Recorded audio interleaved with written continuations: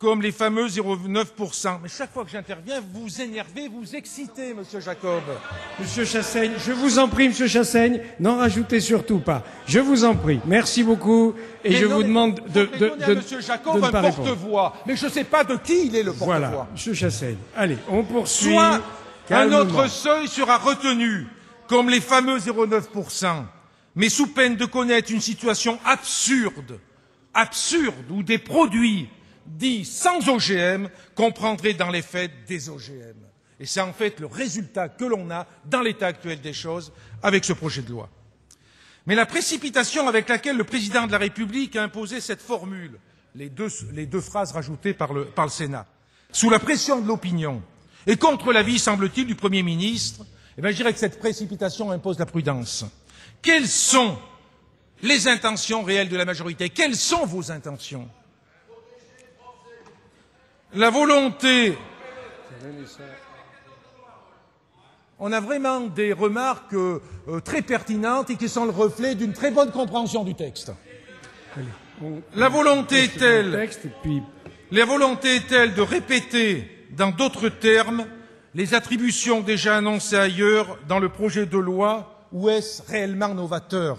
Si je pose ces questions, Monsieur le ministre, Monsieur le rapporteur, c'est parce que je souhaite, en fin de débat général, avoir des réponses précises, parce que je crois qu'indiscutablement ici, tous, que ce soit la majorité ou l'opposition, nous avons besoin de savoir exactement ce que représentent les deux phrases, les deux rajouts, les deux sous-amendements du Sénat, parce que ça serait absolument impensable que des députés si intéressés aux OGM, tels qu'ils sont ici, en particulier de ce côté, votent un texte sans en comprendre le sens. Ce serait complètement nouveau d'ailleurs, hein. N'est-ce pas une simple disposition de façade qui ne sera jamais appliquée comme tant d'autres dispositions ou qui serait appliquée avec un laxisme permettant tous les abus? Vous l'avez sans doute compris, l'ensemble de mon propos me mène à la conclusion que ce texte est nuisible. Pour sa plus grande part, inabouti pour le reste. Il doit donc, comme le voulait la semaine dernière l'adoption de mon excellente question préalable, il doit donc être retravaillé et réexaminé sous une autre forme. C'est pourquoi je vous invite, mes chers collègues, que vous soyez député de la majorité ou député de l'opposition, à vous mettre à l'écoute de nos concitoyens qui rejettent massivement ce projet de loi et à les suivre dans le rejet de ce texte.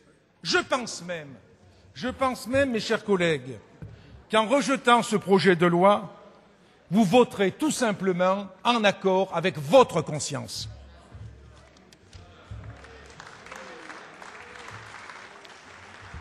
La parole est à Delphine Batho.